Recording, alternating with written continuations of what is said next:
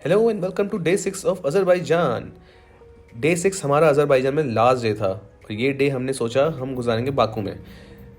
तो शादाक से निकल पड़े हम बाकू के लिए जैसी सुबह हुई, और रास्ता ये भी कोई तकरीबन 3-4 घंटे का था। लेकिन इसके रास्ते की ख़ास बात यह है कि यू नेवर गेट बोर्ड। इतना रास्ते भर आपको ग्रीनरी मिलती है, इतनी हरियाली, इतने माउंटेन्स मिलते हैं कि you are always entertain, you are at some kind of peace. और अगर आप रास्ते में कोई अच्छा गाना लगा लें तो क्या ही बात है। एनीवेज, बाकू पहुंचते ही हमारा जो पहला स्टॉप था वो था Haider Aliyev centre.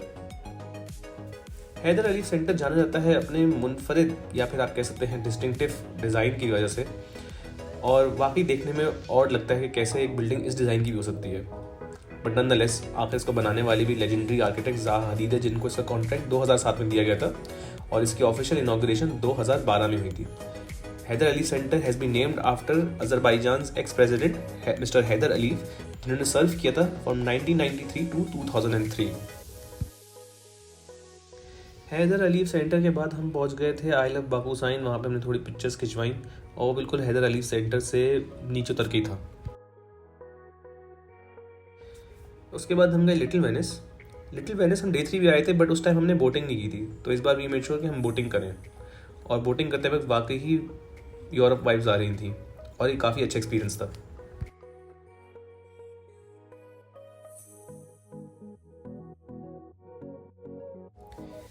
Little Venice के बाद हमारा अगला स्टॉप था flame tower slash upland park.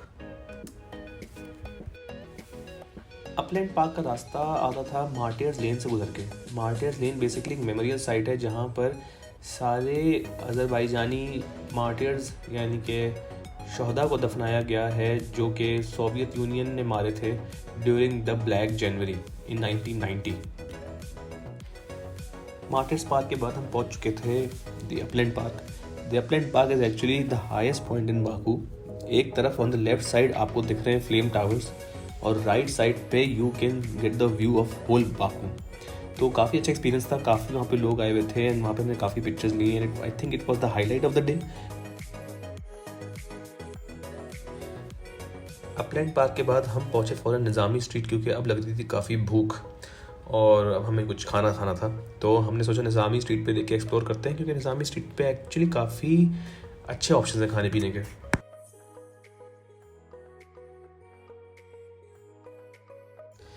काफ़ी खोज करने के बाद हम लोग पहुँचे अपने उसी डोनर वाले ट्रक के पास जो हमने डे 3 पर भी जिससे खाया था। यहाँ पे हमने उससे 2 डोनर और एक शॉर्मा लिया। डोनर के साथ हमने आयरान भी ली थी। आयरान बेसिकली इज़ अ टर्किश लस्सी, और वो इतनी मुझे भूख लग रही थी कि वो लस्सी थोड़ी सी मेरे कपड़ों पे गिर गई थी। बट नॉनदलेस हमने जो है फाइनली अपने डोनर्स ले लिए थे और हमने बैठ के सुकून से निज़ामी स्ट्रीट पर ही उन डोनर्स को खाया और अपनी पेट पूजा करी।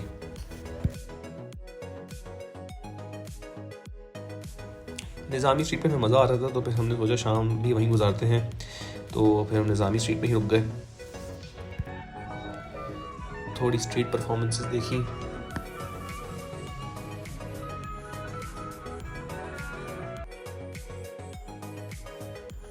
थोड़ी सोवेनियर शॉपिंग करी और फिर यही करते करते डिनर टाइम हो गया था।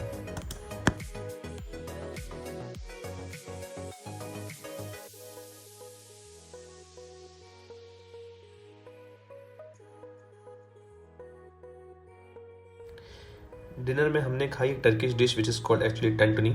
इट्स अ बीफ कबाब जो कि सॉसेज में लिपटे हुए होते हैं और ब्रेड में रोल हुए हुए होते हैं। So it was quite delicious.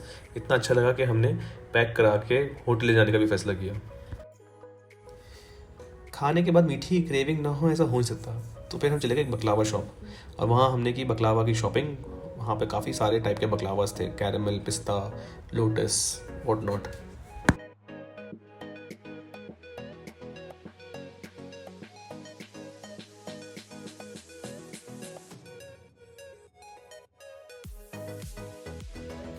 थक हार के हम फाइनली अपने होटल गए आराम करने, क्योंकि अगले दिन थी हमारी एक लंबी flight.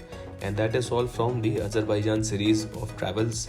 If you like the content please subscribe and follow for more.